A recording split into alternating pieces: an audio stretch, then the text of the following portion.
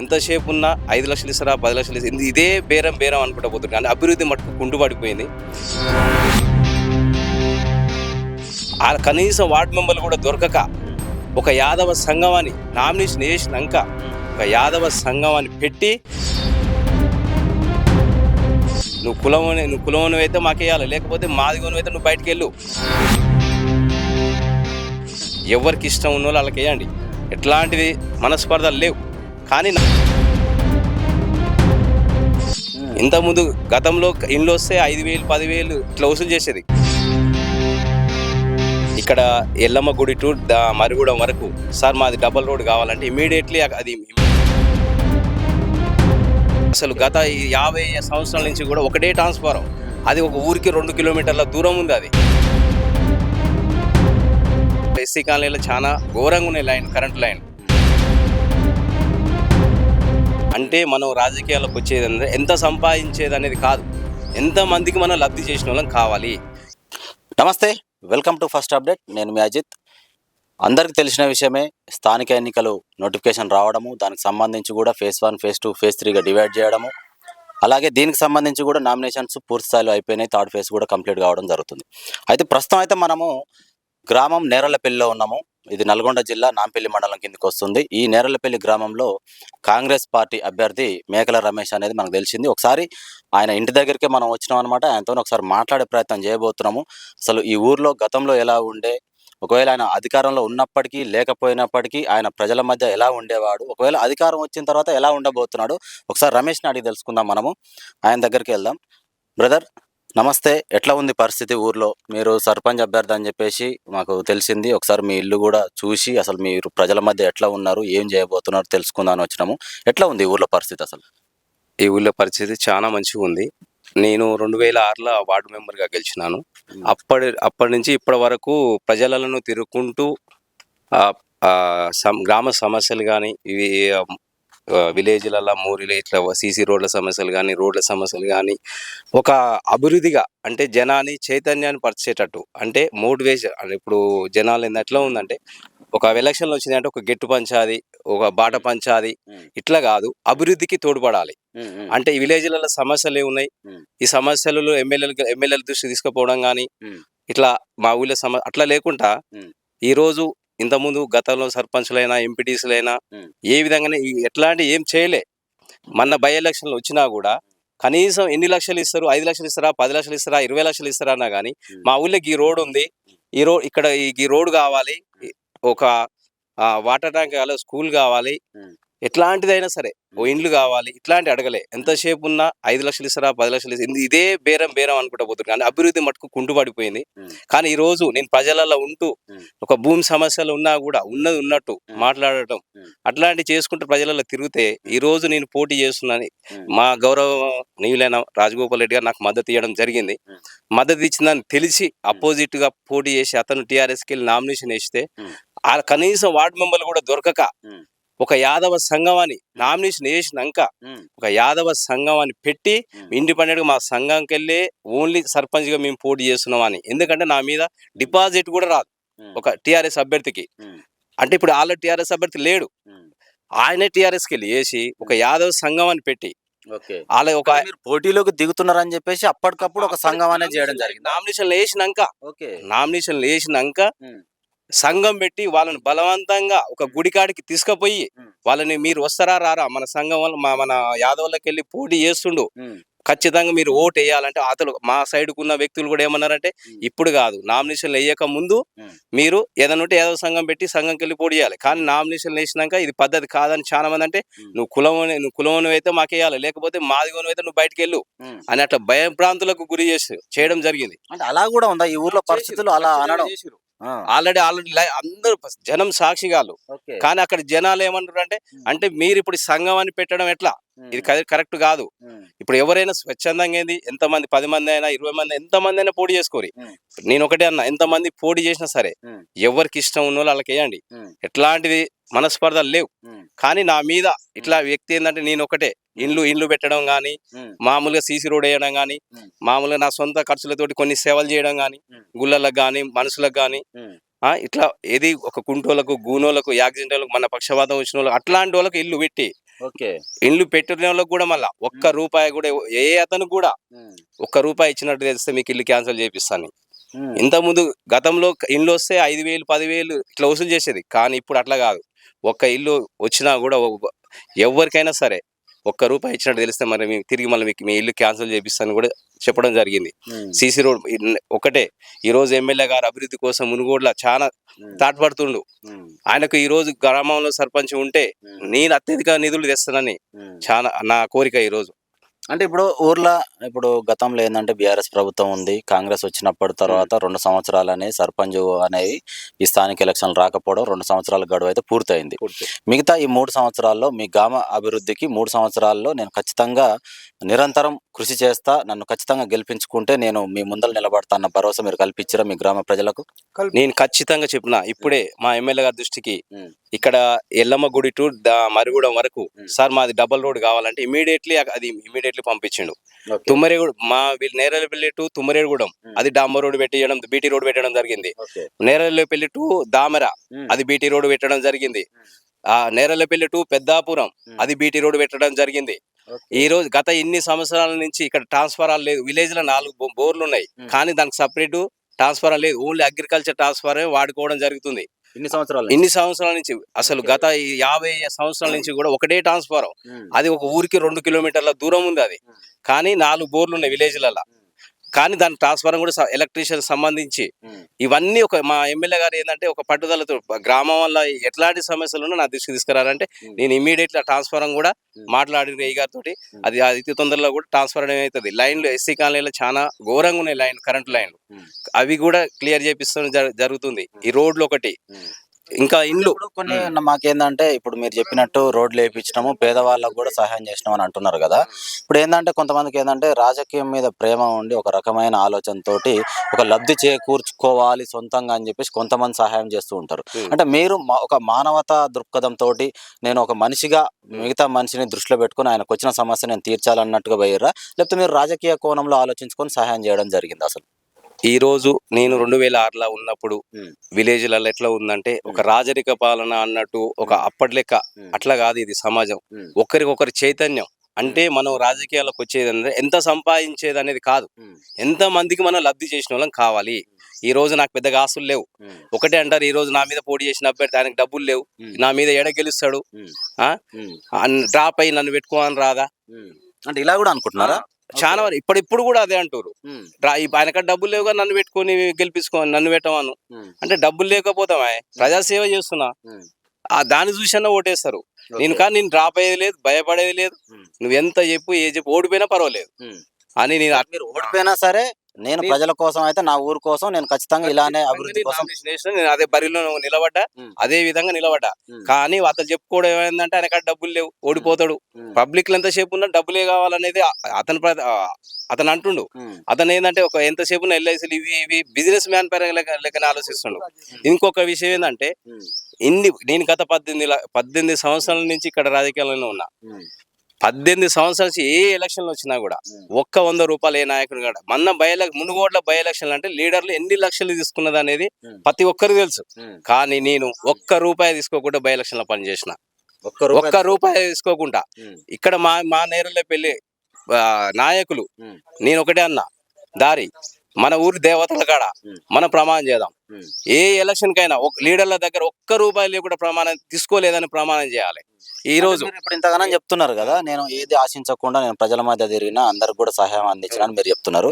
ఇప్పుడు నేను మీకు చెప్పైనా ఊర్లో తిరుగుతా, చెప్పకుండా అయినా సరే ఖచ్చితంగా నేను ఊర్లోకి వెళ్తా. ఒకవేళ మీ గురించి నేను ఏ గడపకి వెళ్ళేది తెలియదు, నేనైతే మీ ఊర్లో ఖచ్చితంగా తిరుగుతా. అందరి మనసులో ఏముంది, వాళ్ళ ఆలోచనలు ఏమున్నాయి, వాళ్ళు ఏం చెప్పారో కూడా నేను ఎంక్వైరీ చేస్తాను. ఒకవేళ మీ గురించి ఏముంది అనేది వాళ్ళు కూడా చెప్తారు, అంతే కదా.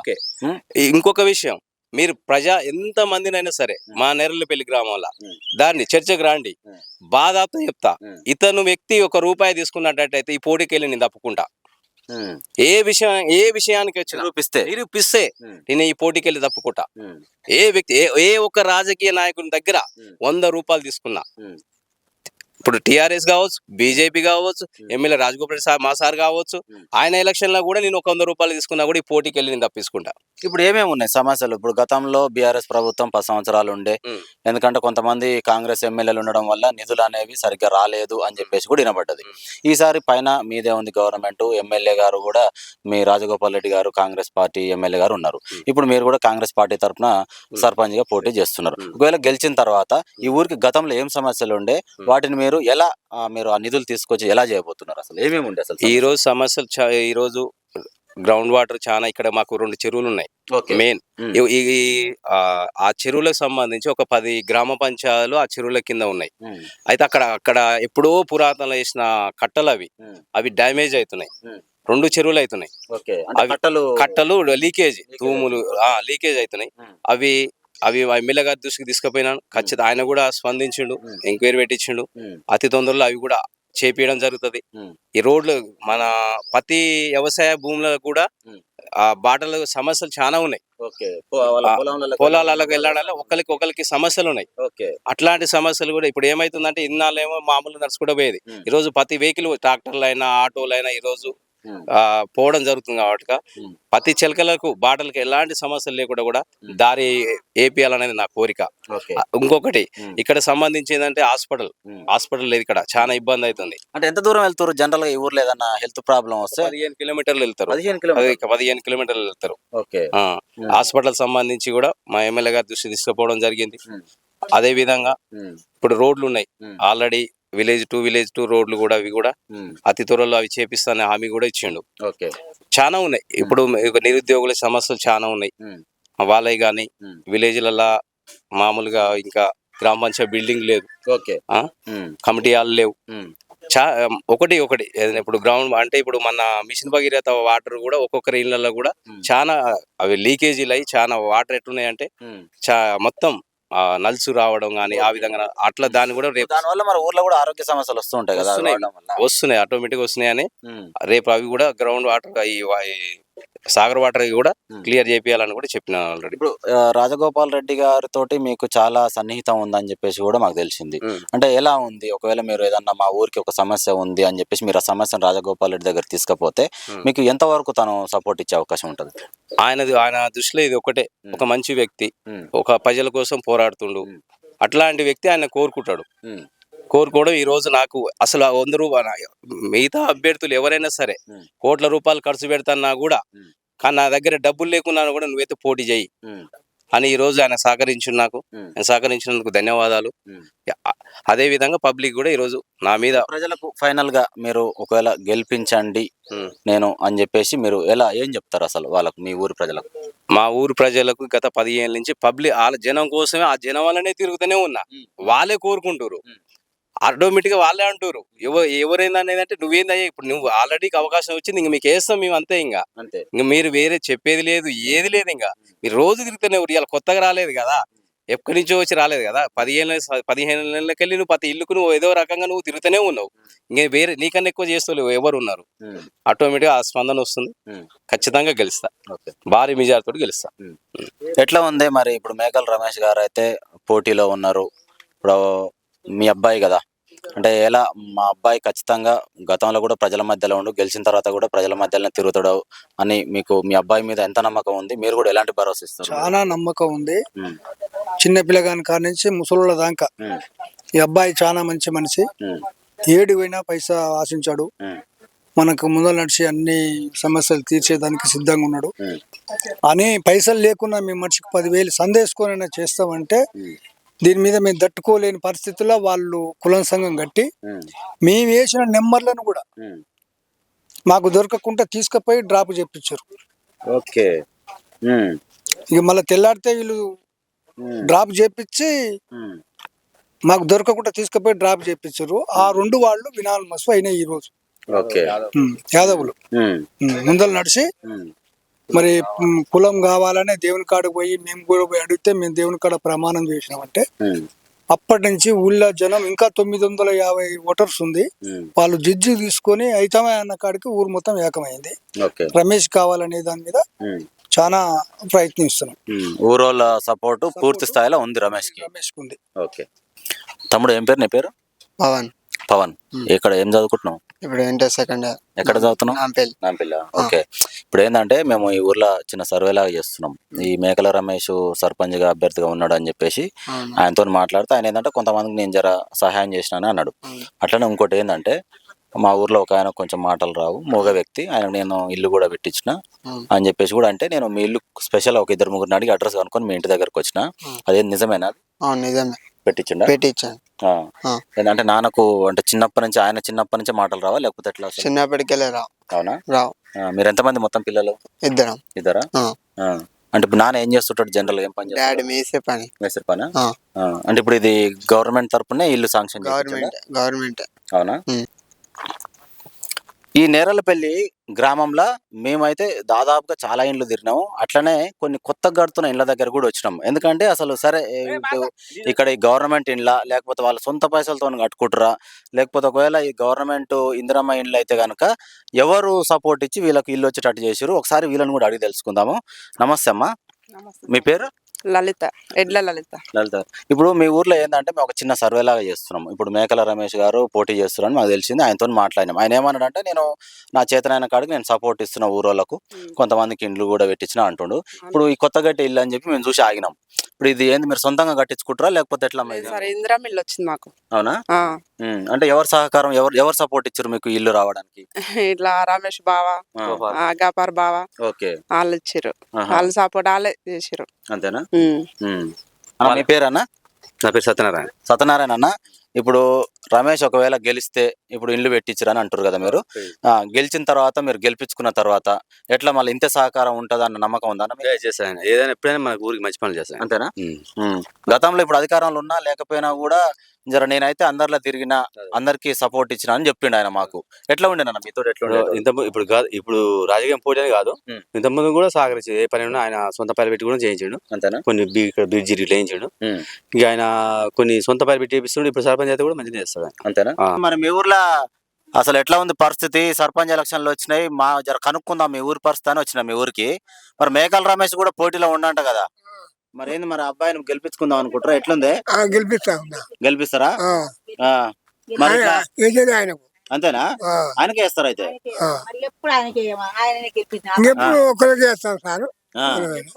మరి ఇప్పుడు ఇట్లా ఆరోగ్యం ఇట్లా దెబ్బతిన్నది కానీ వచ్చిండ నిన్న మన పలకరించిపోయిండా రమేష్?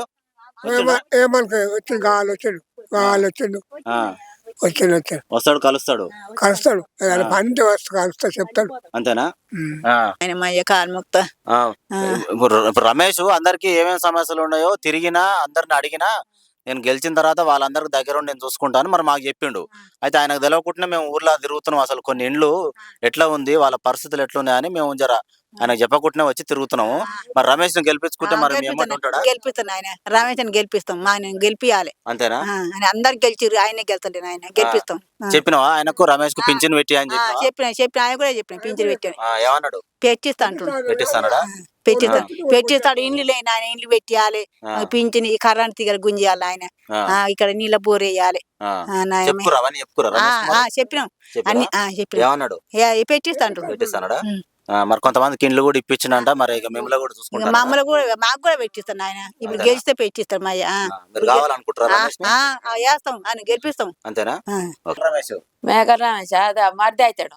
మరిది అయితే ఆడు లెక్క, అందుకనే మరిది అవుతాడు. ఎట్లా మరి గెలిపించుకుంటా. అంతేనా? కావాలి ఖచ్చితంగా ఆయనే కావాలని కోరుకున్నాక ఇవన్నీ చింకులు పెట్టిర్రు. మధ్య మధ్యలో చిక్కులు వచ్చినాయి. మరి దేవుని అదృష్టం, ఆయన గీత రాత ఎట్టుంటది. కానీ కావాలైతే కోరుకుంటారు. కావాలి. ఓకే, ఇంకంతే. ఒకసారి అన్నోళ్ళ ఇంటి దగ్గర ఉన్నాం ప్రజెంట్. అన్న నమస్తేనే, ఏం పేరు మీ పేరు? యాదయ్య. ఏంది మరి మీ ఊర్లో ఈ నేరలపల్లి మేకల రమేష్ సర్పంచ్ అభ్యర్థిగా పోటీలో ఉంటుండంట. ఏంది ఆయన పరిస్థితి ఏంది, ఎలాంటోడు, మరి గెలిస్తే ఎట్లా ఉంటది? గెలిస్తే మంచిగా అభివృద్ధి చేస్తాడు ఊరికి, మంచి వ్యక్తి. మేమందరం కూడా కోరిండు ఆయననే, ఏం టెన్షన్ పడే అవసరం లేదు. అంతేనా? ఆయన గురించి గత ముందుకైనా ఇప్పుడు కట్ట ముందుకైనా మంచి వ్యక్తి, కట్టినా కూడా మాకు అభివృద్ధి చేస్తాడు. మాకు ఎలాంటి ప్రాబ్లం లేదు ఆయన వల్ల. అంటే అధికారంలో లేకున్నా కూడా సహాయం చేసిండు అయితే. సాయం చేస్తుండు ఆ. చేస్తుండు ఉమ్. ఇంకా గెలిస్తే ఇంకా చేయబోతుండు. ఇప్పుడు ఆయన వస్తే ఖచ్చితంగా న్యాయం జరుగుతా న్యాయం జరుగుతుంది ఆయన వస్తే ఉమ్. ఎలాంటి ప్రాబ్లం లేదు. అంతే. ఉమ్. లింగయ్య బాబాయ్. లింగయ్య, నేను మాజీ సర్పంచ్ సార్. అవునా? ఇంత ముందు మాజీ సర్పంచ్, నేను కాంగ్రెస్ తరపునే పోటీ చేసిన. ఓకే ఇప్పుడు ఓకే. ఆ రమేష్ కూడా మేము కావాలని ఆ. మాకు అభివృద్ధి చేస్తాడని ఆ. మేము కోరుకొని నిలబెట్టుకొని ఆ. జర పిల్లగాడు మంచోడు అని పెట్టుకున్నాం సార్. ఆ. ఆ గపార్ కూడా నిలబడి కూడా ఉమ్. ఆయన కూడా నువ్వు వద్దా, ఒక్క పార్టీలు ఇద్దరు వద్దా అని చెప్పి కూడా ఆయన నిర్వహించుకుంటూ ఉమ్. ఇక నాకు జర ఆరోగ్యం బాగాలేదు కాబట్టి నత్తిపోతుంది సార్. ఆ. మీరు ఏమనుకోకండి. పర్లేదు పర్లేదు. ఆయన ఏంది గురించి మరి రమేష్ గురించి తెలుసుకుందామని ఊళ్ళో ఎంక్వైరీ చేస్తున్నామే. చేయండి. ఎందుకంటే ఇంతసేపు ఆయనతో మాట్లాడినాం, సర్పంచ్ అభ్యర్థి రమేష్, మేకల రమేష్ తో మాట్లాడినాం. కాకపోతే ఆయన ఏంటంటే మరి నేను ఇట్లా చేసిన మా ఊరు వాళ్ళకు గట్లా చేసిన అని అన్నాడు. సరే ఇప్పుడు ఆయనకు తెలుసో తెలియకో మేమైతే ఊర్లో తిరుగుతున్నాం, కొన్ని ఇండ్ల పండు తిరుగుతున్నాం, ఆయన పరిస్థితి ఏంది, ఆయన ఎలాంటి వాడు అని చెప్పేసి. అందుకని అడుగుతున్నా. ఒక దగ్గర ఏదో రోడ్డు కట్టించిన అన్నాడు, రోడ్డు వేయించిన అన్నాడు, రోడ్ వేయించాడు. ఒకరికి ఇల్లు వచ్చేటట్టు చేసిన అన్నాడు. ఏంది రోడ్డు ఎక్కడ వేయించుండు, ఎప్పుడు అది? రోడ్డు ఆ ఊళ్ళో నుంచి ఉమ్. ఇక్కడ దాకా శ్మశాన వాడికి కాడికి ఈ దాకా వేయించిండు సార్. ఊళ్ళో నుంచి. ఊళ్ళో నుంచి ఈ దాకా వేయించిండు రోడ్డు. ఆ. మంచిగానే సౌకర్యం చేసిండు. ఉమ్. కొంచెం రోడ్డు అక్కడ కూడా శ్మశాన వాడికలకు పోలేదు, ఉమ్. అది కూడా వేపిస్తాను మోటుకుండు, ఓకే. తర్వాత వేపిస్తాను అన్నాడు. ఉమ్. ఇక అన్ని మంచిగానే ఉన్నాయి. ఉమ్. ఇక మంచి వ్యక్తే కాబట్టి